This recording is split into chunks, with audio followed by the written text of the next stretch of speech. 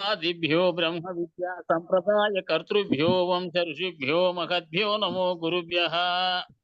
సర్వోపప్లవరహిత ప్రజ్ఞాన ఘన ప్రత్యగర్ధో బ్రహ్మైవాగమస్మి అహం పదార్థరహితః. బృహద్వాసిష్ట సిద్ధాంతం పూర్ణబోధోపదేశిక వెంకటేశ్వర యోగేంద్రం సద్గురుభ్యో నమో నమః. ఆత్మానాత్మమతీతమనిశం కేవలాత్మోపదేశిక వేముల రామయార్య యోగేంద్రం సద్గురుభ్యో నమో నమః. క్షరాక్షరమతీతం చ అచల పూర్ణోపదేశిక పూర్ణానంద పుల్లయార్య సద్గురుభ్యో నమో నమః. ద్వయాత్మరహిత సిద్ధాంతం పరమ పురుష ప్రబోధక శ్రీ వివేకానంద సుబ్బయార్య సద్గురుభ్యో నమో నమః. అస్మద్గురు సమారంభం కృష్ణ సాందీప మధ్యమం ఓంకార పీఠ పర్యంతం వందే గురు పరంపరం. జై సద్గురు ప్రభు మహారాజుకు జై, గురు పరంపరముకు జై.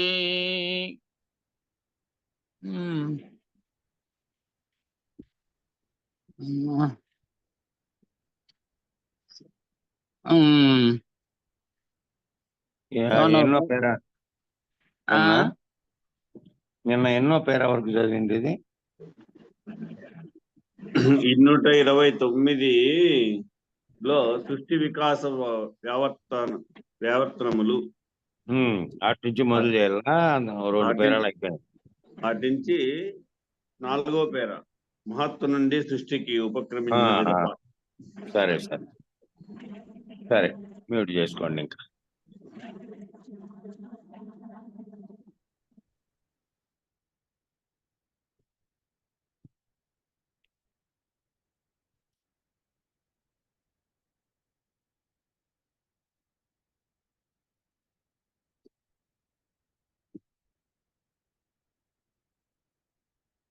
మహత్తు నుండి సృష్టికి ఉపక్రమించిన తర్వాత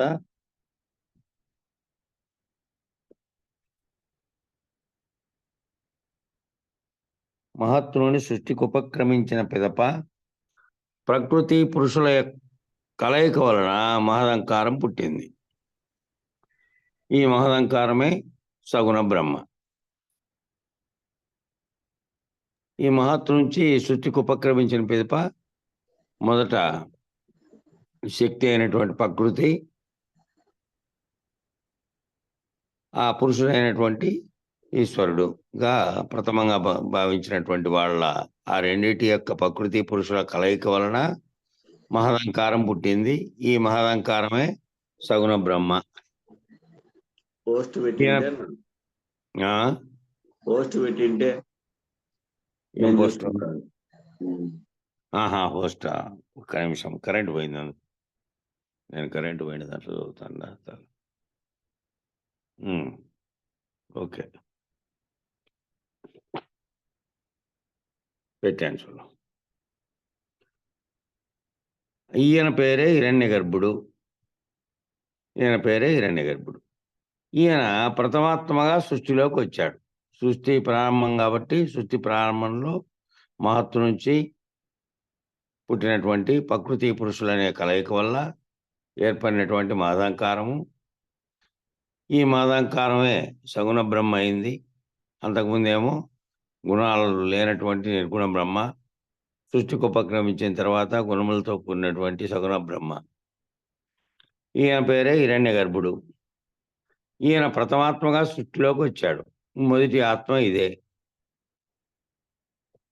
ఆ ఆత్మ నుంచినే ఇది పుట్టింది ఇవన్నీ అని చెప్పి సంఖ్యలో ప్రారంభ పద్యంలోనే ఉన్నట్లు ప్రథమంగా ఉన్నటువంటి ఆత్మ మళ్ళా ఏకం అనేకం భవతి అనే విధంగా సృష్టిలో అనేకమైనటువంటివి వచ్చినాయి. ఈ ప్రథమాత్మగా సృష్టిలోకి వచ్చాడు. ఈయనలో కలిగే సంకల్పం వల్ల తన్మాత్ర సృష్టి మొదలైంది. ఈయనలో కలిగినటువంటి సంకల్పం వల్ల తన్మాత్ర సృష్టి మొదలైందంటే 5 రకాలైనటువంటి పంచభూతాలు అవి వాటి యొక్క స్వభావ రూపంలో ఉన్నప్పుడు అవి ఏ దానికి ఏ తన్మాత్రకి ఏ రకమైనటువంటి గుణం ఉందో ఆ తన్మాత్రలు ఏర్పడినాయి. అప్పుడు తన్మాత్రలు ఇంకా భౌతిక రూపం ధరించిన తర్వాత మళ్ళీ పంచభూతాలు అయినాయి. పంచభూతాలు అనేటివి ఏర్పడడానికి ముందు తన్మాత్రలుగా ఉన్నాయి. వాటికి అప్పుడు కేవలం గుణములతో వాటి యొక్క స్వభావికంగా ఉన్నాయి. వాటికి ఏమేమి ఉన్నాయో అవన్నీ సృష్టిలోకి ప్రథమాత్మగా వచ్చిన తర్వాత కలిగినటువంటి ఆయనలో కలిగినటువంటి తన్మాత్ర సృష్టి మొదలైంది. ఆ సంకల్పం లేనిదే పంచశక్తుల వలన ఆ సంకల్పం అనేది కరెంటు పోయింది. దీని లైట్లో చదువుతా అంటే ఇది చాలా తక్కువ వెళ్తుంది. ఇది ఆ సంకల్పం అనేది పంచశక్తుల వలన కలిగింది. 5 శక్తులు అనేటువంటి 5 నాళ్ళకి 5 బ్రహ్మలు చెప్పారు ఇంతకుముందు.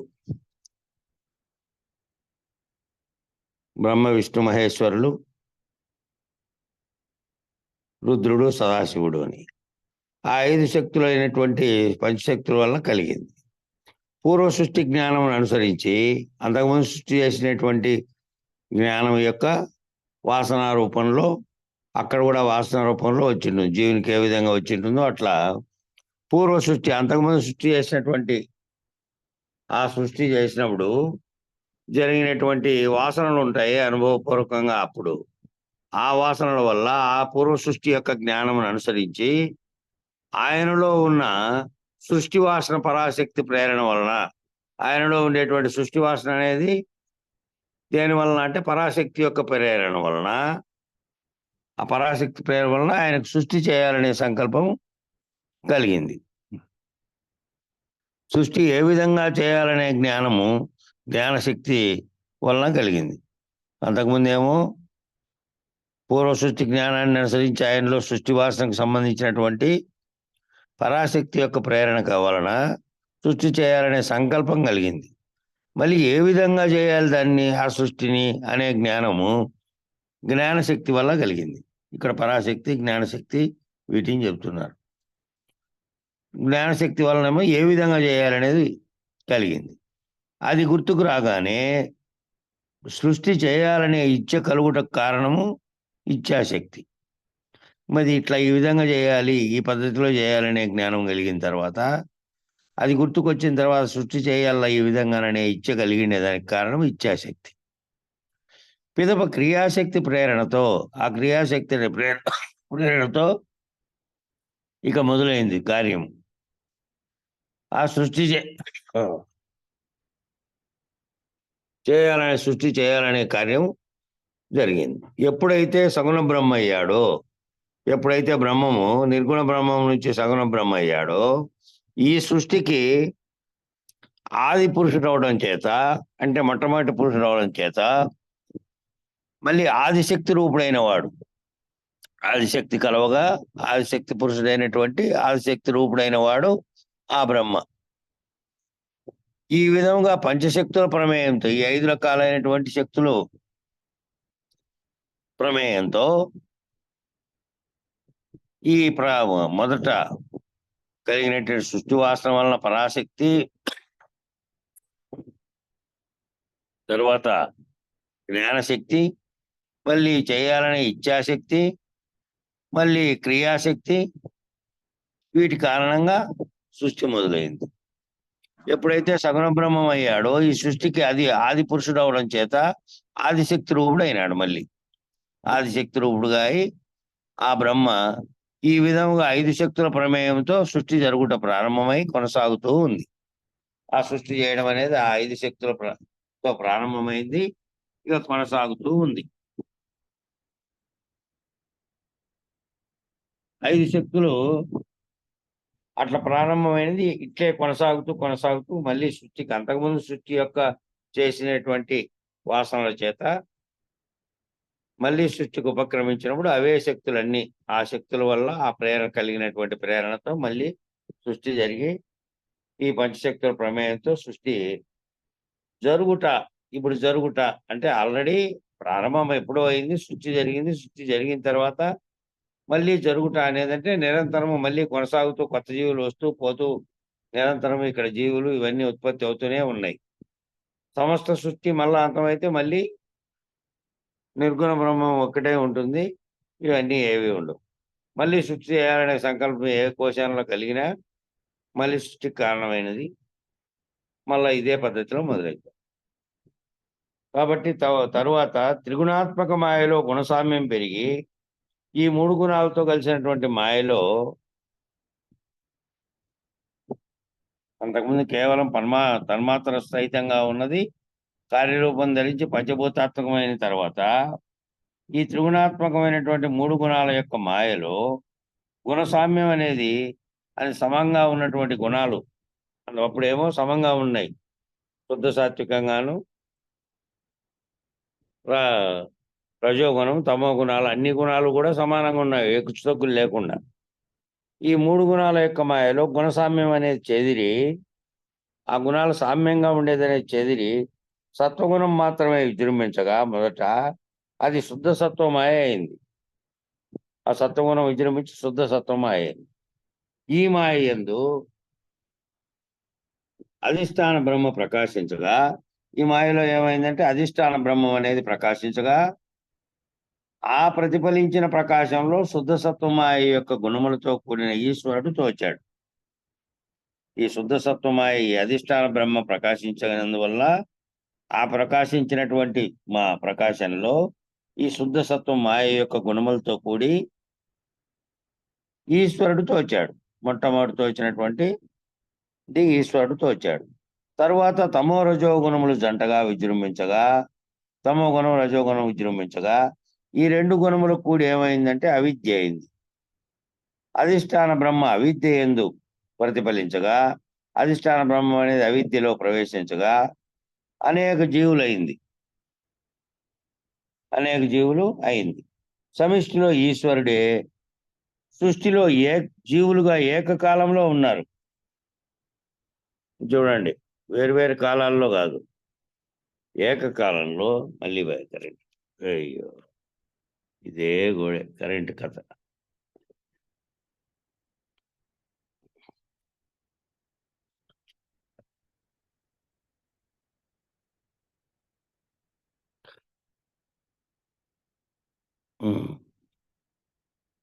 త్రిగుణాత్మకమైనటువంటి మాయలో గుణసామ్యం చేసి సత్వగుణం ప్రకాశించగా విజృంభించగా శుద్ధ సత్వ మాయ అయింది. ఆ మాయలో బ్రహ్మ ప్రకాశించగా ఆ ప్రతిఫలించిన ప్రకాశములో ఆ శుద్ధ సత్వ మాయ యొక్క గుణములతో కూడి ఈశ్వరుడు తోచాడు మొదట. తర్వాత తమో రజోగుణములు జంటగా విజృంభించగా ఈ 2 గుణముల యొక్క అవిద్య, ఆ గుణములు కలిసినందువల్ల అవిద్య అయింది. అవిద్య వల్ల అధిష్టాన బ్రహ్మ అవిద్య యందు ప్రతిఫలించినప్పుడు అనేకంగా జీవులైంది. ఒక్కటే ఆయా గుణాలతో కలిసినప్పుడు అవుతుంది. చూడండి, అది వేరుగా రెండుగా మూడు కాకుండా ఒక్కటే గుణాలు ఏ గుణం విజృంభించినప్పుడు ఆ గుణం యొక్క ప్రతిఫలంగా ఈశ్వరుడు దోచాడు. శుద్ధ సత్వమాయ వల్ల తమో రజోగుణములు జంటగా విజృంభించగా ఈ 2 గుణాలు అవిద్యతో కూడుకొని ఉన్నాయి కాబట్టి ఆ అవిద్య వల్ల జీవులు అనేవాళ్ళు ప్రతిఫలించారు. ఈ సమిష్టిలో ఉన్నటువంటి ఈశ్వరుడే వ్యష్టిలో జీవులుగా ఉన్నారు తప్ప ఏకకాలంలో ఒకే రకంగా ఉన్నారు తప్ప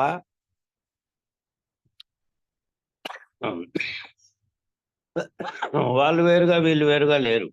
జీవుడు వేరుగా ఈశ్వరుడు వేరుగా లేరు. సమిష్టిలో ఈశ్వరుడుగా వ్యష్టిలో జీవులుగా ఉన్నటువంటి అనేకులుగా ఏకకాలంలోనే ఉన్నారు. అదేమో మొదట ప్రకాశించినటువంటి శుద్ధ సత్వగుణంలో మాయ విజృంభించగా తోచినటువంటి ఈశ్వరుడు తోచాడు. తరువాత తమో రజోగుణాలు జంటగా విజృంభించగా అవిద్య వలన జీవుడు అనేవాడు తోచాడు. ఇద్దరు తోచిన వాళ్ళే కాబట్టి ఆ ఇద్దరు తోచినది వేరువేరు సమయాల్లో కాదు, ఏకకాలంలో సమిష్టిలో ఉన్నటువంటి ఈశ్వరుడే వ్యష్టిలో ఈ జీవుడుగా ఉన్నాడు ఏకకాలంలోనే. మాయా ప్రతిబింబములు కనుక ఒకటేమో మాయ, దాని యొక్క ప్రతిబింబము ఇది. అక్కడేమో మాయ ఈశ్వరుడు, ఇక్కడ ప్రతిబింబంగా ఉన్నది జీవుడు. కాబట్టి వీరికి మాయా ప్రపంచం తోచింది. ఇట్లా ఉన్న వాళ్ళకి ఏమైందంటే మాయా ప్రపంచం తోచింది. మాయా ప్రపంచం అంటే లేనిది ఉన్నట్టుగా కనిపించుతున్నటువంటి ప్రపంచం. అవిద్య ఉన్న జీవులకు ప్రపంచంలో సంగత్వం కలిగింది. అవిద్య ఉండే జీవులకు ఏమైందంటే ప్రపంచం అనేది కనపడుతున్నటువంటి దృశ్య ప్రపంచంగా, కనపడిన తర్వాత అంతకుముందు కేవలం గుణాత్మకంగా పంచతన్మాత్రల స్థితిలో ఉన్నది పంచభూతాత్మకంగా మారిన తర్వాత ఈ కనపడుతున్నటువంటి ప్రపంచంతో ఈ జీవులకు ఏమైంది? ఈ జీవులు పంచభూతాత్మకంగా మారిన తర్వాతనే దాంట్లో జీవులు ఉత్పత్తి అయినాయి. ఉత్పత్తి అయిన తర్వాత ఏమయ్యాయి అంటే ఈ జీవులు కనపడుతున్న వాటిని అంటే తమ యొక్క పూర్వపు స్థితిని కోల్పోయి పూర్వపు స్థితిని తన యొక్క స్వస్వరూపాన్ని కాకుండా కనబడే ప్రపంచాన్ని చూసి సంగత్వం చెందాయి.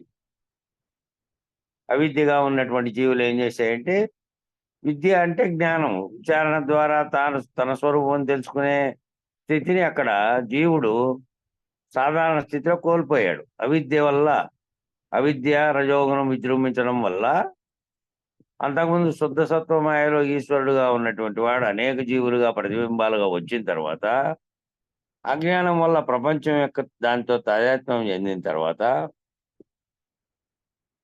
మాయా ప్రతిబింబములుగా ఉన్నటువంటి వీరికి మాయాతో వచ్చింది, మాయా ప్రపంచంతో వచ్చింది. ఒకటి మాయ ఆవరించినటువంటి మాయా ఈశ్వరుడు, ఆ మాయా ఈశ్వరుడు యొక్క ప్రతిబింబమే జీవులుగా తోచారు. తోచిన తర్వాత అవిద్య ఉండే జీవులకు ప్రపంచంతో సంగత్వం కలిగి అవిద్య దోషం లేని ఈశ్వరుడేమో ప్రపంచాన్ని ఈక్షించి ఊరుకున్నాడు.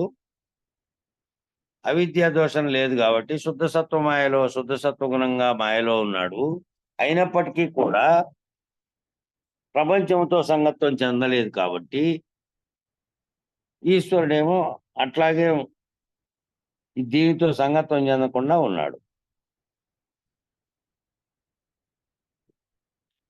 ఈ సంగత్వం చెందినవాడు ప్రపంచాన్ని ఈక్షించి ఊరుకున్నాడు ఈశ్వరుడు. అవిద్యా దోషం లేదు కాబట్టి ఈ మూడు గుణాల కలయిక జరిగిన తర్వాత ఈ రెండు గుణాలు విజృంభించినందువల్ల జీవులకు ప్రపంచంతో సంగత్వం అవిద్య వల్ల ఏర్పడింది. అవిద్యా దోషం ఈశ్వరునికి లేదు కాబట్టి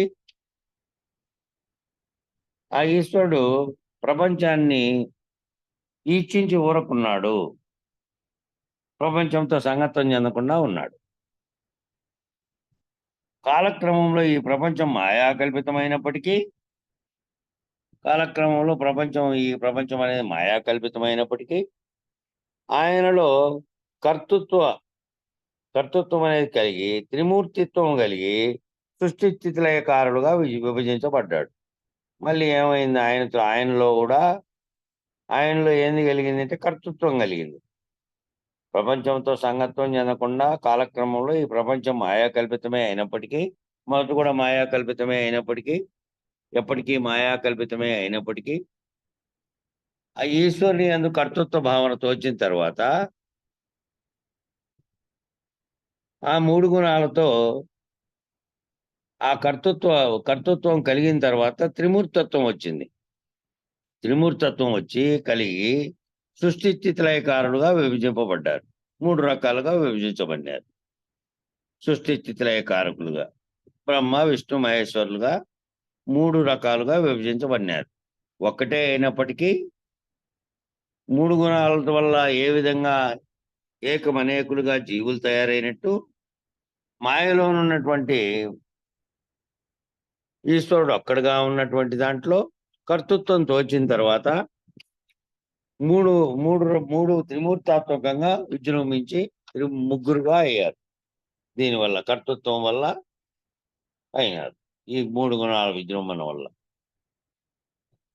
ఈ విధంగా సృష్టి స్థితి లయకారులుగా మూడుగా విభజింపబడ్డారు. ఆ మూడు ఒక్కటే, మళ్ళీ వాటి యొక్క ప్రతిబింబంగా ఉన్నటువంటి అనేక జీవులుగా ఉన్నటువంటివి కూడా ఒక్కటే. ఇక్కడ వెష్టిగా చూడబడుతోంది, ప్రపంచంతో తాదాత్మ్యం చెంది ఇది ఉంది. దీనికి పైన ఉన్నటువంటి మూడు గుణాలుగా మూడు అధిపతులుగా ఉన్నటువంటి సృష్టి స్థితి లయకారకులు ముగ్గురు కూడా ఒక్క దాంట్లో నుంచి కర్తృత్వం వల్ల ముగ్గురుగా మారిన వాళ్ళే. ఈశ్వరుని నుండి తన్మాత్రలు, సూక్ష్మభూతాల నుంచి సూక్ష్మభూతాలు, స్థూల పంచమహాభూతాలు క్రమ పరిణామంగా తోచి నామరూప జగత్తుగా ఆవిర్భవించింది.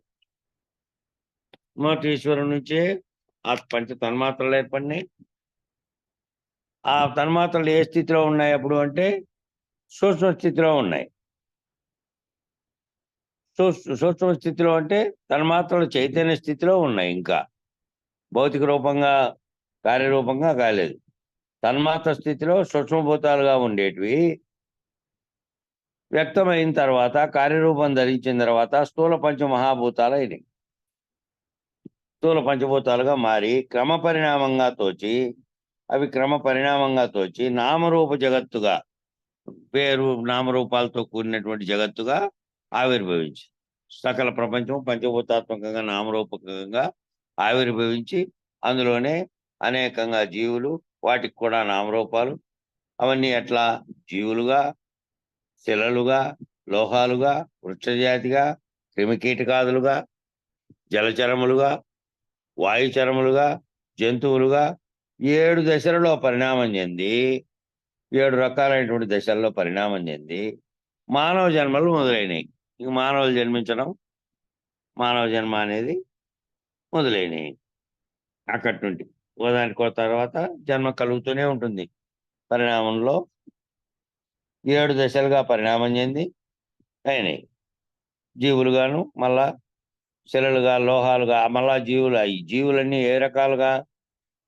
కొన్ని ప్రాణమున్నవి, ప్రాణం లేనివిగా ఉన్నటువంటి శిలలు, లోహాలు, వృక్ష జాతి ఇవన్నీ కూడా ప్రకృతిలో ఏర్పడినాయి. క్రిమికీటకాదులుగా, జలచరాలుగా, వాయుచరాలుగా, పక్షులుగా. వాయుచరాలు అంటే పక్షులు, క్రిమికీటకాదులు అంటే ఇవన్నీ రకరకాలైన పురుగులన్నీ, జలచరములు అంటే నీళ్ళల్లో బతికేటివి, జంతువులు అంటే ఈ బయట అడవి ప్రాంతంలోనూ బయటంతా మానవుడు కాకుండా ఇతరత్రా ఉన్న జీవులన్నీ.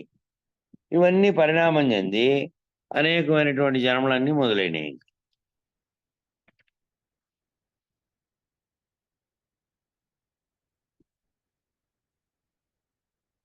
ఇక్కడ శిలలో అతి తక్కువ చైతన్యం ఉండి మానవ జన్మకు వచ్చేసరికి ఆ చైతన్యం వికాసమై మానవుని బుద్ధిజీవునిగా పరిణమింపజేసింది. ఇదే సృష్టికి చైతన్య వికాసం.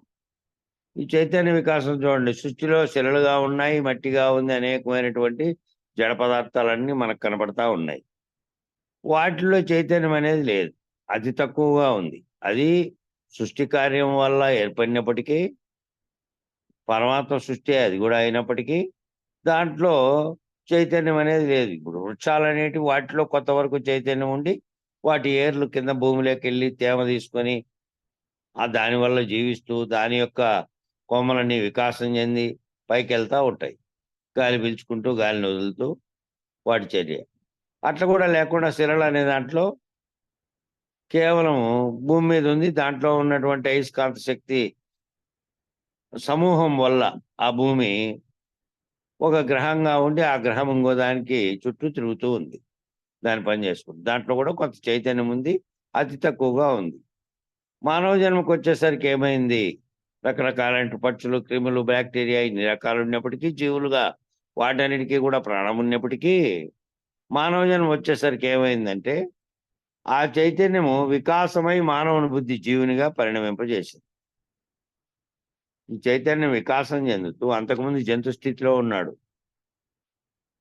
ఈ జీవుడిగా పరిణమించి సృష్టికి కారణం ఏమిటి, తన స్వస్వరూపం ఏమిటి, ఇవన్నీ ఎప్పుడో మళ్ళీ తర్వాత క్రమ వికాసం చెందిన తర్వాత లేనప్పుడు, క్రమ వికాసం చైతన్యం లేనప్పుడు ప్రారంభ స్థితిలో ఆ తక్కువ చైతన్యం గల ఇతర జీవుల వలె సాధారణ స్థితిలో ఉన్నటువంటి చైతన్యంలోనే ఉన్నాడు. క్రమ వికాసం ప్రకాశం ఆ చైతన్యం వికాసం అయిపోయి క్రమ వికాసం చెంది పరిణమింపజేసింది. పరిణామం చెందుతూ వచ్చింది, జీవుడిగా పరిణామం చెందాడు. అదే సృష్టికి జరిగినటువంటి చైతన్య వికాసం అదే. ఎప్పుడైతే మానవుడు ఆధ్యాత్మిక ప్రయాణం మొదలుపెట్టి స్థూల ప్రపంచానుభవాలను, స్థూల సంస్కారాలను విడిపించుకొని సూక్ష్మ ప్రపంచాన్ని అనుభవంలోకి తెచ్చుకున్నాడో ఆ క్రమంలో చైతన్య వ్యావర్తనం జరుగుతున్నది. మానవుడు ఎప్పుడైతే తెలివి పెరిగే కొద్దీ తన శరీరానికి సంబంధించిన వస్తువులను ఒక పక్క సృష్టించుకుంటూ ఏమీ లేనటువంటి, బండి కూడా లేనటువంటి ఒక చక్రం ఒక గుండు పైన కొండ మీద నుంచి దొర్లితే ఓహో గుండ్రంగా ఉండేది దొర్లుతుంది అనే ఆలోచన మనిషిలో మెదిలి మొట్టమొదటి తయారైండే వస్తువు ఏమిటి అంటే ఉపయోగపడే కోసం చక్రం తయారైంది. 2 చక్రాలు లాంటివి తయారు చేసి దానికి ఓ చెక్క కట్టి దాని మీద ఒక 2, 3 బస్తాలేసి దొర్లిస్తే దొర్లుతాది ఇది అనే తెలివి. అట్లా మొదలుపెట్టినప్పుడు ఏమైంది మానవుడు అట్లా వస్తువుల్ని ఒకవైపు తనకు అనుకూలంగా ఉండేటివి క్రమక్రమంగా సృష్టించుకుంటూ తాను ఆధిపత్యం చేస్తూ క్రూరమృగాలు తన మీద పడకుండా తనను రక్షించుకుంటూ దాన్ని సైతం దెబ్బ కొట్టి దాన్ని తన అదుపాజ్ఞల్లో పెట్టుకోగల స్థితిలోకి మానవుడు ఒక పక్క వస్తూనే ఇంకో పక్క ఏం జరిగిందంటే ఇట్లా ఏ విధంగా ఈ సృష్టి ఎందుకు నేను ఈ క్రమంగా జరుగుతున్నటువంటి సృష్టి వికాసంలో ఇవన్నీ పరిణామం చెందుతున్నటువంటివి ఎట్లొచ్చాయి మొదట ఈ ఆధ్యాత్మిక అనే భావనలు మొదలైనవి. ఈ సృష్టిలో జరిగేటువంటి క్రమ వికాసం అంతా కూడాను వర్షాలు రావడం, ఎండలు పడడం, మామూలుగా పంటలు పండడం, మళ్ళా ఒకసారి ఊరికే ఏమీ లేనటువంటి స్థితిలో గాలులు ఉండడం, ఈ ప్రకృతిలో జరిగేటువంటి విషయాలన్నిటినీ చూసి ఈ ఎలా ఏర్పడినాయి, దీనికి కారణం ఏమిటి, దీనికి మూలం ఇట్లా ఆధ్యాత్మిక అనే భావం మొదలైంది. ఆ ప్రయాణం మొదలుపెట్టే వాళ్ళకి ఏమైందంటే స్థూల ప్రపంచ అనుభవాలు, బాహ్యంగా కనబడుతున్నటువంటి స్థూలంగా కనబడుతున్నటువంటి ప్రపంచం ఉంది, దాంట్లోనే జీవిస్తున్నాం కాబట్టి దాంట్లో జీవిస్తూ దాంట్లో అనుభవాలను పొందుతూ దాంట్లో లభించే పదార్థాన్ని భుజిస్తూ దాంట్లోనే ఉన్నాం కాబట్టి దాని యొక్క సర్వ అనుభవాలు రకరకాలైనటువంటి అనుభవాలు అన్నీ ఉన్నాయి కదా స్థూల ప్రపంచంతో మనకు. ఆ అనుభవాలన్నిటినీ ఆ అనుభవాల స్థూల సంస్కారములను విడిపించుకొని ఆ స్థూలంగా ఉండేటువంటి సంస్కారాలు ఏవైతే అనుభవాలు సంస్కారాలు స్థూలంగా వచ్చినాయో వాటిని విడిపించుకొని మానవుడు ఆలోచన విధానం ఎప్పుడైతే మార్పు చెందుతూ పరిణామం చెందుతూ వచ్చిందో సూక్ష్మ ప్రపంచాన్ని అనుభవంలోకి తెచ్చుకున్నాడు. సూక్ష్మ ప్రపంచాన్ని అనుభవంలోకి ఎప్పుడైతే తెచ్చుకున్నాడో సూక్ష్మంగా ఇప్పుడు స్థూల ప్రపంచాన్ని మనం సూక్ష్మంగా మన నిక్షిప్తమైనటువంటి మన మెదడులో మన ఆలోచనలతోనే సర్వాన్ని ఎదురుగా ఉన్నప్పుడు బాహ్యంగా కనపడే దాన్ని ఏ విధంగా చూస్తున్నామో అంతటిని వాటి యొక్క అనుభవాలని కూడా తీసుకుంటున్నామో వాటిని సూక్ష్మ స్థితిలో మళ్ళీ మనస్సు చేత భావించుతూ ఉన్నాము. అవి ఎదురుగా లేనప్పుడు కూడా వాటి అనుభవాలని గుర్తుకు తెచ్చుకుంటున్నాము. సూక్ష్మ స్థితిలో వాటన్నిటిని నిశ్చిప్తం కూడా మళ్ళీ మనలో పెట్టుకుంటూ మళ్ళీ అవసరమైనప్పుడు దాని ఆలోచన వచ్చినప్పుడు అదే దానిలోకి ఈ మనసుపై తాదాత్మ్యం చెంది దాని రూపమే ధరించే విధంగా ఈ లోపల సంస్కారాలుగా ఉన్నటువంటివి అనుభవంలోకి తెచ్చుకొని సూక్ష్మ ప్రపంచంలోకి ఆ క్రమంలో చైతన్య వ్యావర్తనం, ఆ క్రమంలో ఏం జరుగుతుంది, చైతన్యం వ్యావర్తనం జరుగుతోంది. సూక్ష్మ ప్రపంచానుభవాలను సూక్ష్మ సంస్కారాలను వదిలించుకొని మానసిక ప్రపంచంలోకి ప్రవేశించి ఆ క్రమంలో మానసిక ప్రపంచంలో ఉండి అక్కడ కూడా మానసిక సంస్కారాలు రహితమయ్యేసరికి ఆ మానసిక సంస్కారాలు కూడా రహితమయ్యేసరికి చైతన్య వ్యావర్తనం పూర్తయింది. ఇంకా చైతన్యం అనేది విస్తరించడం పూర్తయి వ్యావర్తనం అంటే విస్తరించడం పూర్తయి వ్యావర్తనం అంటే ముకులించుకోవడం.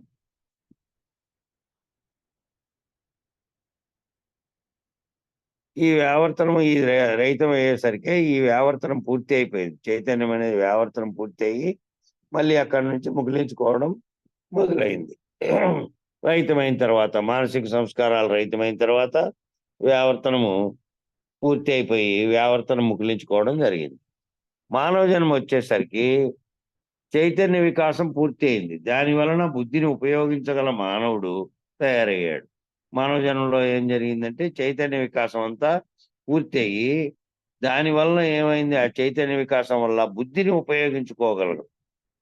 మనస్సేమో చూసిన దాన్ని తాదాత్మ్యం చెందుతుంది, అది ఆలోచన చేస్తుంది, ఈ ఆకర్షణకు గురి అవుతుంది.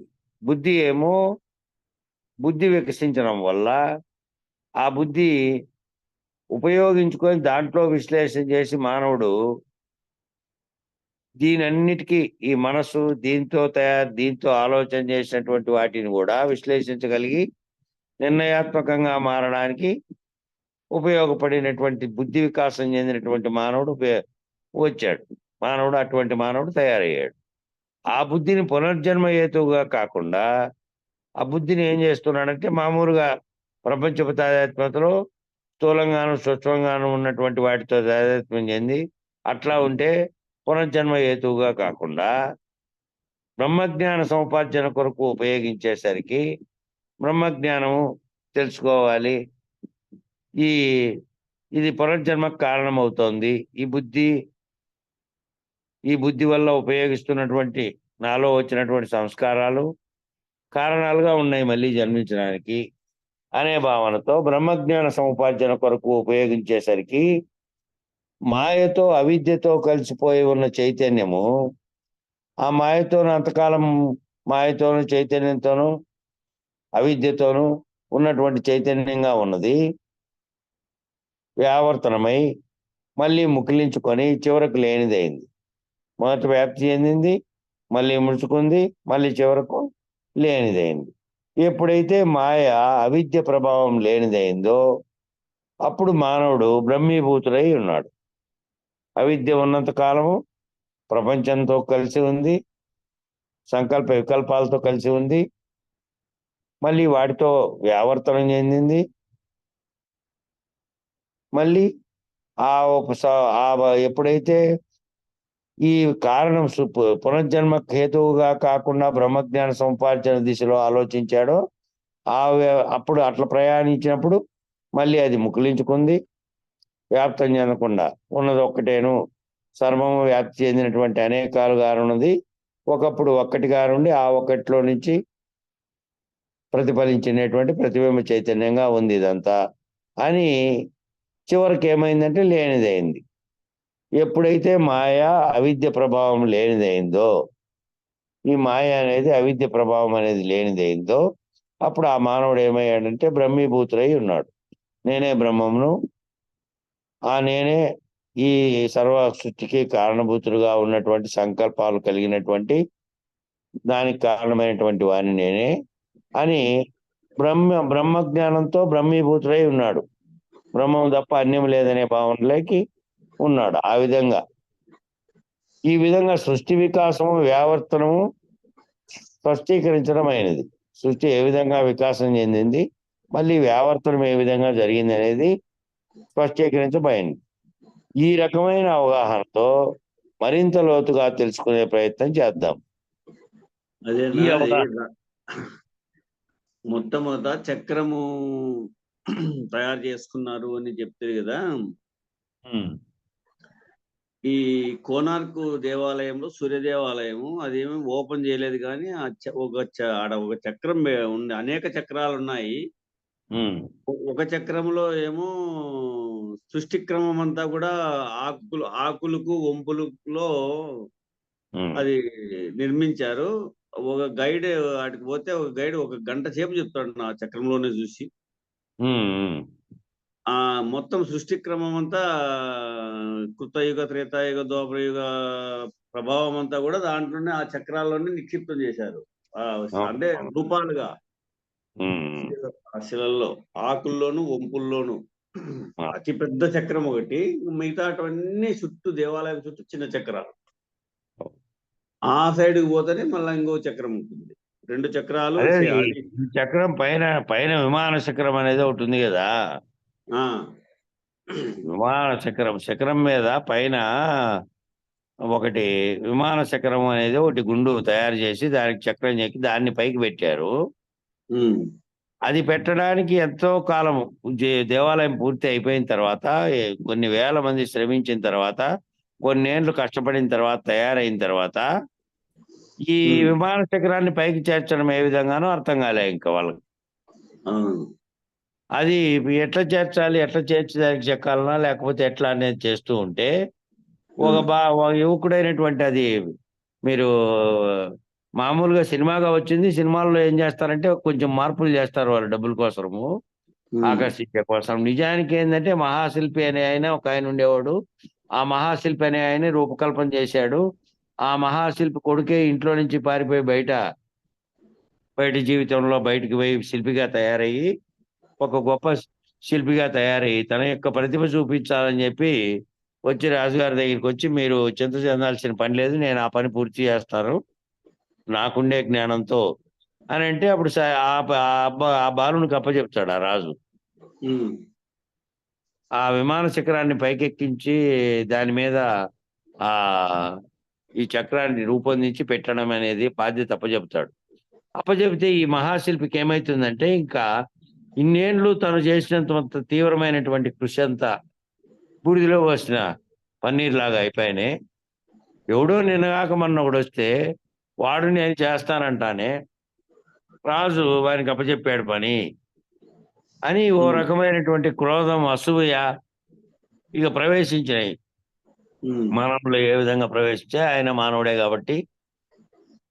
అది ఎక్కువ ఎంతకాలం క్రితం జరిగింది ఏదంటే అంతా 950 ఏళ్ళు అయి ఉంటుంది అది కోనార్క్ దేవాలయ నిర్మాణం జరిగి. ఇంకా ఇంతవరకు ఓపెన్ చేయలేదన్న. ఓపెన్ చేయలే. ఆ రాత్రికే ఈయన పోయి హత్య చేశాడు ఆయన్ను. అబ్బా. ఆ పిల్లోడు తన కొడుకే గుర్తించలేకపోయాడు. తన కొడుకే అనేది కూడా గుర్తించలేకపోయాడు. ఈర్ష్యాసూయలు ఎంతకైనా దారితీస్తాయి అనే దానికి ఉదాహరణ. దీపపు వెలుగులో పడుకోన్నాడు లోపల.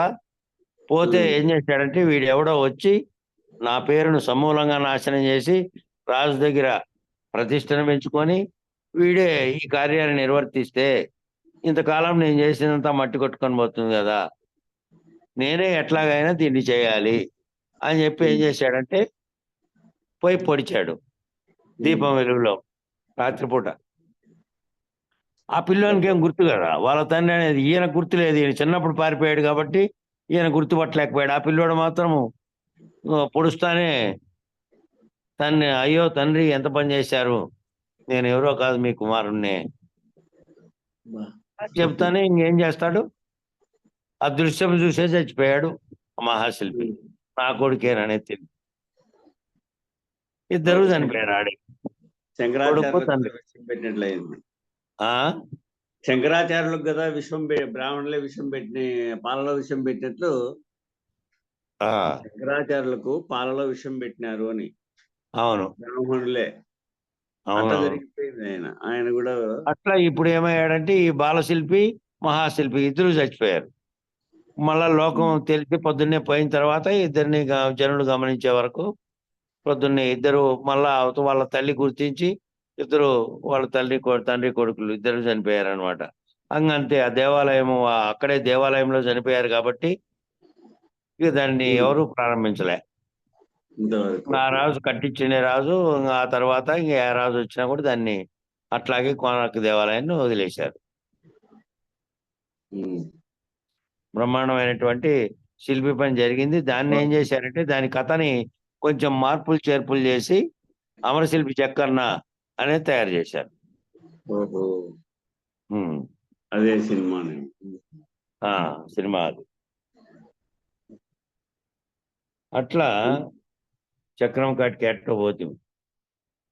కాబట్టి మానవుడు ఏమైనాడంటే వ్యావర్తనం చెంది చైతన్యం అనేది మళ్ళీ ఆ వ్యావర్తనము తన యొక్క ఆధ్యాత్మిక స్థితిలోకి పోయిన తర్వాత తానేమిటి అనేది విచారించిన తర్వాత తాను బ్రహ్మముగా ఉన్నటువంటి చైతన్యంలో ప్రతిఫలించినటువంటి ప్రతిబింబంగా వచ్చినటువంటి వాడిని తెలుసుకొని బ్రహ్మీభూతుడై ఉన్నాడు. ఈ విధంగా సృష్టి వికాసము వ్యావర్తనం అనేది ఇక్కడ స్పష్టీకరించినాము. ఈ రకమైన అవగాహనతో మరింత లోతుగా తెలుసుకునే ప్రయత్నం చేద్దాము అంటాడు. అది చేస్తే ఏమిటి, పరబ్రహ్మమందు ఆకస్మికంగా అది విలాసం ఉప్పొంగగా ఆది విలాసం అనుకుంటుంది స్పష్టంగా. ఆది పరబ్రహ్మమందు ఆకస్మికంగా ఆది విలాసం ఉప్పొంగగా ఎరుక అనేటువంటి సృష్టి జీవేశ్వర జగత్తులుగా ఒక క్రమ పద్ధతిగా తోచింది. ఆ పరబ్రహ్మంలోనే ఆకస్మికంగా ఒక విలాసంగా ఉప్పొంగినటువంటిది ఆది విలాసంగా ఉండి అది ఎరుక అంటే తెలివి గుర్తించేటువంటి చైతన్యం. ఎరుక అనే సృష్టి జీవేశ్వర జగత్తులుగా జీవుడు గాను ఈశ్వరుడు గాను మళ్ళీ ఈ రెండింటికి జగత్తు గాను ఉన్నటువంటి 3 రకాలుగా క్రమ పద్ధతిగా తోచింది.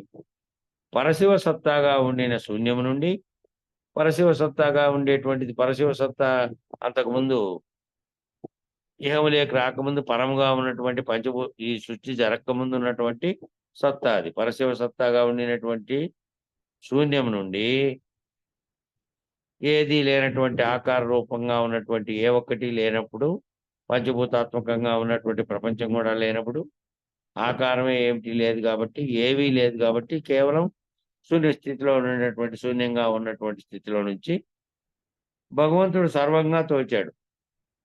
ఆ శూన్యమే సర్వమైంది. అంతకుముందు శూన్యంగా ఉంది. సృష్టికి ఉపక్రమించక ముందు పరశివ కేవలం సత్తా మాత్రంగా ఉంది. అది ఇక ఆకార వికారములన్నింటికి కలిగినటువంటి ప్రపంచం గాని, పంచభూతాలు గాని, ఇతరత్రా ఉన్నటువంటి ఏ వస్తువు ఏ రూపము లేనటువంటిదిగా ఉంది కాబట్టి, ఆ ఏ రూపము లేనటువంటి దానిగా ఉన్నటువంటిది రూపము గాని, వస్తువు గాని లేకుంటే ఏముంటుంది ఇంకా? శూన్యం. బయలు ప్రదేశంలో నీకు అడ్డుగా ఒక వస్తువో, స్తంభమో ఉంటే, ఆ ఎదురుగా ఉన్నటువంటి ఆకారంతో కూడినటువంటి స్తంభము. ఆ స్తంభం గాని, నువ్వు నిలబడి తోస్తున్నటువంటి ఈ ప్రపంచం గాని, నువ్వు గాని, ఈ వస్తురూపకంగా ఉన్నటువంటి సర్వము కూడా ఏది కూడా లేనప్పుడు ఏముంటుంది ఇంకా? భూమితో సహా లేనప్పుడు సర్వము శూన్యంగా ఉంది. ఆ సర్వము శూన్యంగా ఉంది. కేవలం అప్పుడు ఏంది ఉంది అంటే పరశివ సత్తా మాత్రమే ఉంది. అందులో నుంచి ఆ శూన్యం నుంచే ఆ భగవంతుడు అనేది కూడా సర్వంగా తోచింది. ఆ సర్వంగా ఉన్నది ఎంత శూన్యంగా ఉన్న దాంట్లో తోచింది. భగవంతుడు అనేది తోచింది. ఆ శూన్యమే అంతకుముందు శూన్యంగా ఉన్నదే మళ్ళీ సర్వంగా అయింది. సర్వంగా అంటే ఇన్ని రకాలైనటువంటి రూపాత్మకంగా ఈ వస్తువు రూపకంగా తయారు కావడానికి తోచింది. ఫస్ట్ భగవంతుడు తోచాడు. ఆ శూన్యమే ఆ విధంగా ఉన్న శూన్యమే సర్వశూన్యంగా ఉన్నటువంటి దాంట్లో కేవల సత్తాగా పరశివ సత్తాగా ఉన్న దాంట్లో ఆ శూన్యం నుంచి భగవంతుడు తోచాడు. మళ్ళా శూన్యమే మళ్ళా సర్వమైంది. ఎలాగంటే భగవంతుడు ఒక్కడే గనుక ఆ ఒకటి పక్కన కుడివైపు అనేక సున్నాలు పెడితే ఆ ఒక్కటి 10, 100, 1000, 1,00,000 ఇట్లా పెరుగుతూ పోయినట్టు ఈ విధంగా లెక్క అధికమైనట్టు ఈ మాయాకల్పిత సృష్టి వికసిస్తూ అంటే అభివృద్ధి అవుతూ విస్తరిస్తూ వ్యాప్తి చెందుతూ ఇంకా పోయింది. అట్లే విస్తరిస్తూ పోయింది. సున్నాల వల్లనే లెక్క పెరిగింది. కనుక విచారిస్తే సర్వము శూన్యమే. అనగా సర్వము మొదట ఏమిగా ఉంది? ఒక సున్నా ఉంది. సర్వము సున్నాగా ఉండి దాంట్లో మొదట ఒకటి తోచింది. ఆ ఒకటి తోచేతలకే ఒకటి దాని పక్క సున్నా విలువైంది. మళ్ళీ సున్నాలు పెరుక్కుంటూ పోయేతలకే ప్రపంచం వ్యాప్తమైంది, వికాసమైంది, వ్యాప్తం చెందుతూ వచ్చింది. ఆ విధంగా లెక్క అధికమైనట్టు ఈ మాయాకల్పిత సృష్టి కూడా విస్తరిస్తూ పోయింది. ఈ మాయాకల్పిత సృష్టి విస్తరిస్తూ పోయింది. సున్నాల వల్లనే లెక్క పెరిగింది కనుక విచారిస్తే సర్వము శూన్యమే. ఈ సున్నాలన్నీ కూడా ఒకటి లేనప్పుడేమో శూన్యంగా ఉన్నాయి. ఒకటి వచ్చిన తర్వాత ఒకటి పక్కన సున్నా చేరిన తర్వాత విలువ పెరిగింది. మళ్ళీ అనేక సున్నాలుగా వస్తూ ఉండే కొద్ది విలువ పెరుగుతూనే పోతోంది. అనగా ఒకటి కుడివైపు అదే ఎరుక. ఎరుక అదే వెరుక అనే చైతన్యం విస్తరణ చెందడం వల్లే ఒకటి ఏర్పడినాయి. ఆ ఒకటి అనే చైతన్యం లేకపోతే ఈ సున్నలు ఎన్ని ఉన్నా సర్వశూన్యంగా మొదట్లో సర్వము శూన్యంగానే ఉంది. జగత్తుకు కారణమైనది లేనే లేదు. కేవలం సత్తా మాత్రంగా ఒక్కటే ఉంది. ఆ ఒక్కటి అనేది ఏర్పడి భగవంతుడు అనేది ఏర్పడి ఆ ఒక్కటి అనేది చైతన్య రూపంలో ఏర్పడి ఆ చైతన్య రూపంలో ఏర్పడిన ఒకటి పక్కన సున్నాలు పెరుక్కుంటూ పోయే కొద్దీ అనేకంగా తోచి అనేక విధంగా వచ్చింది. ఈ లెక్క పెరుక్కుంటూ పోవడానికి కారణం ఏమిటంటే ఎంతసేపు ఎన్ని సున్నాలున్నా కూడా శూన్యములే అవన్నీ. కానీ ఎప్పుడైతే ఒకటి వచ్చిందో ఆ ఒకటి వచ్చిన దాని పక్కన వచ్చిన సున్నాలన్నీ పెరిగే కొద్దీ ఇంకా అధికమైతూ పోయినాయి. ఆ ఒకటి కుడివైపు సున్నాల వలె మూల ప్రకృతి, మహత్తు, తన్మాత్ర సృష్టి, జగన్మిథ్య అన్నప్పుడేమో ఈ పెరిగిన విలువంతా లేనిది. ఈ పెరిగిన విలువ ఏంటి? ఆ ఒకటి ఏర్పడిన తర్వాతనే అది. ఒకటి లేకపోతే ఎన్ని సున్నాలున్నా విలువ లేదు.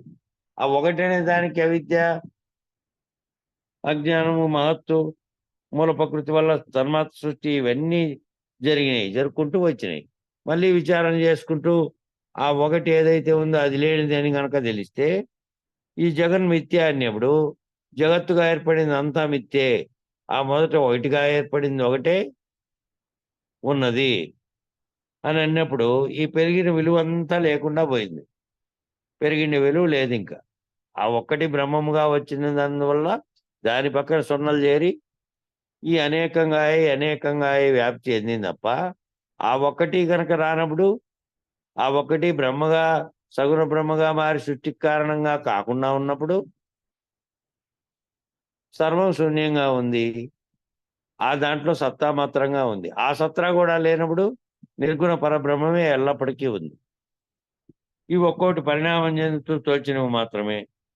ఈ పెరిగిన విలువ కూడా లేనిదే. పోనీ ఆ ఒక్కటి సత్యమని అందామంటే ఆ ఒకటి ఏర్పడింది. ఆ ఒకటి ఏర్పడినందువల్ల కదా ఇన్ని రకాలు. ఆ ఒకటి ఏమన్నారు వీళ్ళు అద్వైతులు, అదే బ్రహ్మం, అదే సత్యం, ఇదంతా మిథ్య అన్నారు కదా. అది ఒకటి సత్యం అని అనుకుందామంటే కుడిపక్క సున్నాల వలన వచ్చిన విలువతో ఉంటే అది కూడా సున్నాయే. ఈ సున్నాలు లేకుంటే దానికి విలువ లేదు. ఈ సున్నాలన్నీ వచ్చి దానికి విలువ పెరిగింది.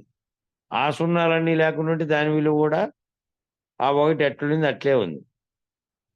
అది సున్నాయే. కుడివైపు సున్నాలుగా ఉన్నది సున్నాయేనని దృశ్యరహితంగా దృక్రహితమై ఉంటే ఆ ఒక్కటి కూడా లేనిదే.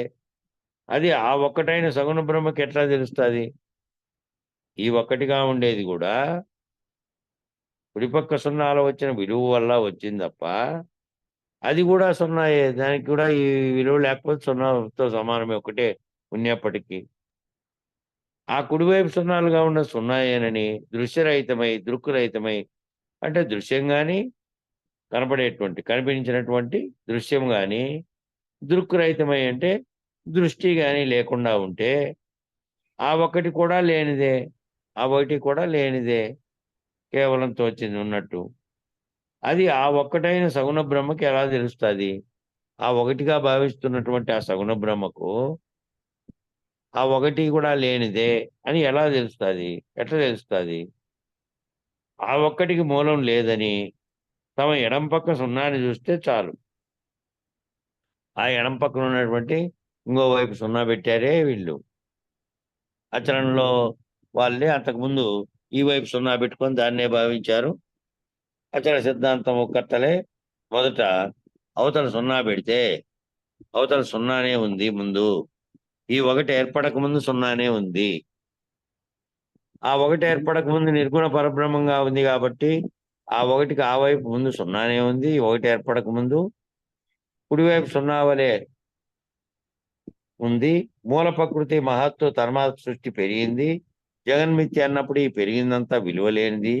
అయితే ఈ ఒక్కటి కూడా సత్యమని అందామంటే కుడిపక్క సున్నాల వల్ల వచ్చిన విలువతో ఉంటే అది సున్నాయే గాని అది బ్రహ్మకి ఎట్ట తెలుస్తుంది అంటే ఆ ఒక్కటికి మూలం లేదని తన ఎడం పక్క సున్నాను చూస్తే చాలు తాను గొడ్రాలి బిడ్డ సామెతగా లేకనే ఉన్నట్టు తోచాడని తెలుసుకొని గురుకృపతో తాను ఉన్నాడనే ఎరుకను విడిచి లేనివాడవగలడు.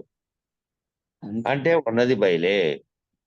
ఇప్పుడు ఏ విధంగా ఆ ఒక్కటే ఉంది అని అంటే ఆ ఒక్కటే ఉంది, ఆ ఒక్కటి కూడా విలువ లేదు, ఆ ఒక్కటి కూడా పూర్వపు సున్నా స్థితిలో ఉంది అని ఆ సగుణ బ్రహ్మకి ఎట్ట తెలుస్తుంది అని ఈ పైన క్వశ్చన్ కదా. ఆ ఒక్కటికి మూలం లేదని, ఆ ఒక్కదానికి మూలం లేదని ఆ సగుణ బ్రహ్మ ఎవరు భావిస్తున్నాడు కాబట్టి ఉన్నాడనేటువంటి భావన, ఒక్కటే ఉందనే భావన కలిగింది. ఆ ఒకటి మూలం లేదని తన ఎడం పక్కన సున్నాని చూస్తే చాలు ఆ తన ఎడం పక్కన తనకంటే ముందున్నటువంటి స్థితి ఏదైతే ఉందో సర్వశూన్యంగా ఆ స్థితిని గనక తూల్చుకుంటే ఆ పక్కున్న సున్నాని తాను గొడ్రాలి బిడ్డ సామెతగా తాను నిజానికి లేను ఆ గొడ్రాలి బిడ్డకు ఎట్లనో అట్ట. గొడ్రాలి బిడ్డ అంటే బిడ్డ ఉంటే గొడ్రాలు అనరు, గొడ్రాలు అనే పేరు అని మళ్ళా బిడ్డను ఆరోపించారు. లేని బిడ్డను ఉండే బిడ్డ అయితే కనుక గొడ్రాలు అనడానికి లేదు. లేని బిడ్డ ఆరోపించబడినటువంటి బిడ్డ కాబట్టి ఆద్యారోపాపవాదం చేశారు. ఈ గొడ్రాలు ఉంది, గొడ్రాలకు బిడ్డ లేడు. ఒకవేళ బిడ్డ ఉన్నాడు అనుకో, గొడ్రాలు అనే పదం ఎట్లయితుంది? కాబట్టి గొడ్రాలకి ఒంటుకు దాపల బిందుకటంటించిన లెక్క అధికంబగు అని అట్లా సరిపోతుంది.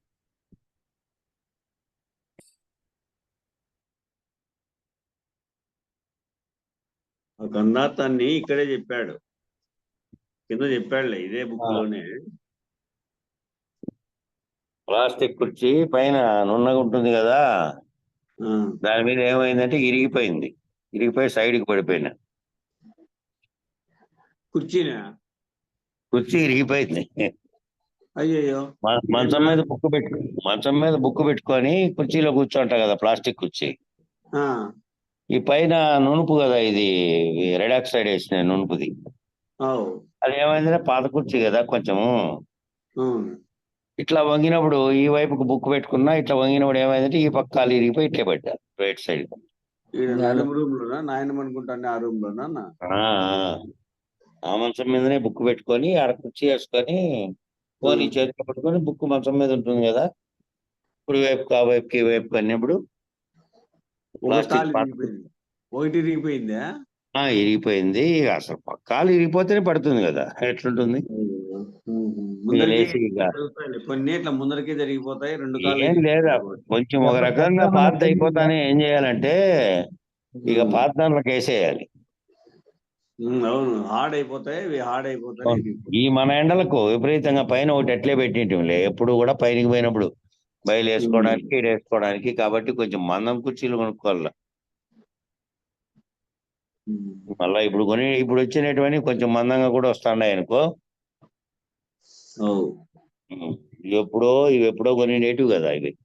అవునవును, కొన్ని నేటివి నేనే తెచ్చింది, చెన్నైలో తెచ్చిన అవి.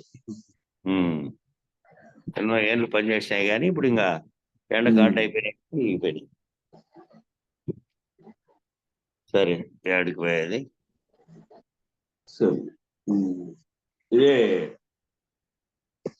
ఇదే పద్యం కంటే పైన ఉన్నావు, కందార్థం కంటే పైన ఉన్నావు.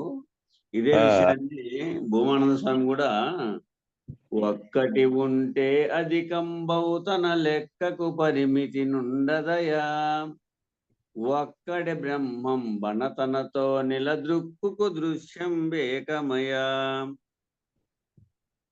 అనే విషయాన్ని కూడా తత్వంలో వద్యనారాయణ తాత పెట్టాడు. పరిపూర్ణము గురు కరుణను నిరుగక తిరిగిన మోక్షము దొరకదయా అనే తత్వంలో. ఇక్కడ కందార్థ తాత కూడా ఇచ్చాడు చూడండి కింద ఆ ఒక్కటికి మూలం లేదని ఎడంపక్క సున్నాన్ని గ్రహిస్తే తాను గొడ్రాల బిడ్డ సామెతగా, గొడ్రాలే కేవలము బిడ్డ ఉంటే గొడ్రాలనే పదమే ఉండదు కాబట్టి రెండూ కేవలం ఆరోపించబడినట్టుగా లేఖనే ఉన్నట్టు తోచానని, ఆ గురుకృపతో తాను ఉన్నాడనే ఎరుకను విడిచి, ఆ గురుకృప వల్ల నేనున్నాననే ఎరుకను విడిచి లేనివాడవగలడు. ఆ లేనివాడైతే ఉన్నది, అప్పుడు ఉన్నది ఒక్కటే, బయలొక్కటే ఉన్నది. ఇంకా దాని కింద కందార్థము, ఒంటుకు దాపల బిందు ఒక్కటంటించిన కొలది లెక్క ఎదకంబగు, నా ఒంటుకు వలపల బిందు ఒక్కటంటించిన లెక్క ఉల్లక్కవు గదనోయి, ఒంటుండి లేందే గదనోయి, లేందవు గదనోయి అని కృష్ణప్రభువుల యొక్క ఈ కందార్థాన్ని ఉదాహరించినారు. ఆ ఒకటి అనేది ఉంది అని, దానికి అనేకమైపోయినాయని, ఈ పక్కన సున్నాలన్నీగా వచ్చినాయని, అనేకంగా ఉన్నాయి, అనేకమైనవన్నీ లేనివి, అవి అన్ని ఏర్పడే వల్ల వచ్చినటువంటి విలువగా ఉన్నాయి. నిజానికి ఆ సున్నాలన్నీ ఈ ఒకటి అనేది ఏర్పడిన తర్వాత విలువ వచ్చినాయి కాబట్టి, ఎంతసేపు ఎన్ని సున్నాలు ఉన్నా కూడా ఒకటి లేకపోతే విలువ లేదు. ఆ ఒకటి తాను లేదని తెలుసుకోవాలి అని అంటే తనకంటే ముందు సున్నానే ఉంది, శూన్యమే ఉంది. తాను నిజానికి లేకుండానే ఉన్నట్లుగా తోచాను, గొడ్రాల బిడ్డ సామెత వలె ఊరికే ఆరోపించబడ్డాను అని తెలుసుకున్నప్పుడు ఆ ఒక్కదానికి కూడా విలువ లేకపోతుంది. ఉన్నటువంటి పరిపూర్ణం అనేది ఒక్కటి మాత్రమే, బయలు మాత్రమే ఉంది అని ఈ దీంతో చెప్పారు. ఇక బ్రహ్మస్వరూపం ఎలాగున వచ్చింది? ఆ బ్రహ్మస్వరూపం అనేది ఎలాగున వచ్చింది? పరబ్రహ్మమందున్న ప్రకాశ బిందువు అనే కళయే బ్రహ్మస్వరూపం. ఇది అకార స్వరూపం. చంద్రమండలం విమర్శ బిందువు శక్తి స్వరూపం, అగ్నిమండలం అకారం అనే బీజం. ఈ రెండింటి సామ్యం సామరస్యమే అహమనే నాదం. ఈ నాద బ్రహ్మమే సృష్టికి ఆది.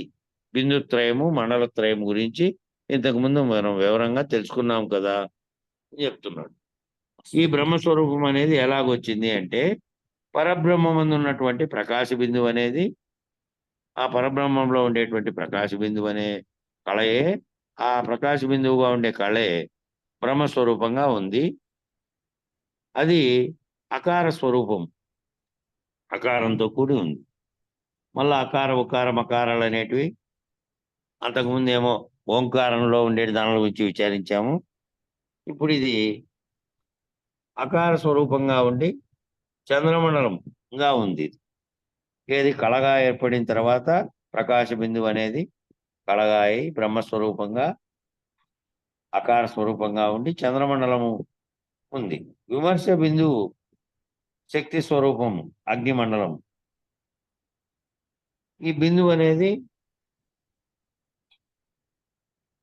శక్తి స్వరూపంగా ఉండి అగ్నిమండలంగా ఉండి అకారం అనే బీజము, ఆ హకారం అనే బీజంతో ఆ హ ము అంటే నేను అనే పదం ఏర్పడినటువంటి ఈ నేననేది ఏర్పడిన ఎరుక దీనికి కారణమైంది చెప్తున్నాడు. మొదట ఈ బ్రహ్మస్వరూపం అనేది ఎలాగొచ్చిందంటే అకారంగా ఉండే ప్రకాశ బిందువులో నుంచి పరబ్రహ్మంలో ఉండే ప్రకాశ బిందువు యొక్క ప్రకాశం వల్ల కళ ఏర్పడింది. బ్రహ్మస్వరూపంగా ఉంది, అది అకారంగా ఉంది. అది ఈ చంద్రమండలం అనేది విమర్శ బిందువు శక్తి స్వరూపంగా ఉండి ఈ అగ్నిమండలంగా ఉండే ఆకారాన్ని కలిగించేటువంటిది అగ్నిమండలము. ఈ శక్తి స్వరూపంగా ఉండే బిందువేమో ఉత్పత్తికి కారణం అనేటువంటిది. ఈ మూడు హకారం అనే బీజము, హకారం అనే బీజము, ఈ రెండింటి సామ్యము, ఈ ఆ హ అనే సామ్యానికి ఆ బిందువు ఇంకో సున్నా చేరితే ఆ మూడు యొక్క సామరస్యమే, ఆ మూడింటిని కలిపినటువంటి సామరస్యము అహం అయింది.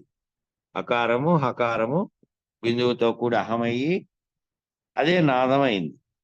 నాదం అంటే ఇంతకుముందు మనం ప్రణవనాదం ప్రథమంలో ఏర్పడినటువంటి శబ్దం ప్రణవనాదం అని మనం అందులో చదువుకున్నాం. ఆ ప్రణవనాదం అనేటువంటి శబ్దంగా అదే అయింది, ఆ అహమే. ఈ నాద బ్రహ్మమే సృష్టికి ఆది. ఈ నాద బ్రహ్మం అంటే ఈ ప్రథమంగా కలిగినటువంటి ప్రణవం అనే శబ్దం కలిగినటువంటి ఓంగా వ్యక్తం కాకుండా ఉన్నప్పుడు అవ్యక్తంగా ఉంది. వ్యక్తమైన తర్వాత ఓం అనే శబ్ద రూపం ధరించిన తర్వాత ఆ నాదమే, ఆ నాద బ్రహ్మమే ఈ సృష్టికి మొట్టమొదట ఆది అయింది. ఆ బిందుత్రయము, మూడు బిందువుల యొక్క బిందుత్రయము మండలత్రయము, ఈ మూడుటి గురించి మనం ఇంతకు ముందు పాఠాల్లోనే ఆల్రెడీ చెప్పుకున్నాము. అవి మూడు మూడుగా వచ్చినటువంటి కూడా గుణాలుగాను మళ్ళీ బిందువులుగా ఈ మళ్ళీ అనేక కళలుగా వీటన్నిటి గురించి వచ్చింది. మూడు మండలాల మండలత్రయంగా వచ్చింది. ఇంతకుముందు వివరంగా తెలుసుకున్నాం కదా. ఆ ప్రకాశ బిందువు విమర్శ బిందువుల యొక్క కలయికే.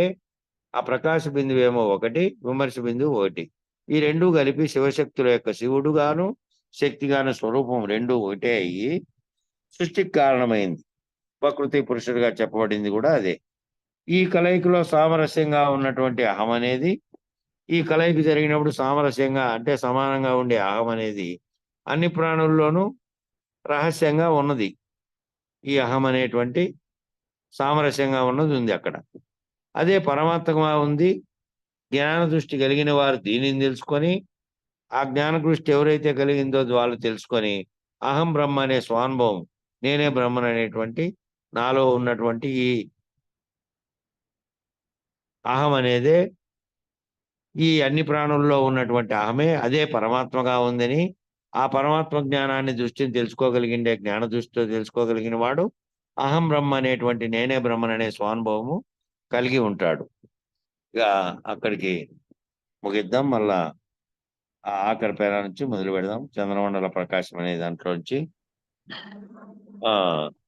జై జై గురు. మంగళం చెప్పన్నా. గురుదేవాయ మహనీయ గుణాత్మనే సర్వలోక శరణ్యాయ సాధు రూపాయ మంగళం. జై సద్గురు ప్రభు మహారాజుకు జై, గురు పరంపరముకు జై. జై గురుదేవ. జయ గురు.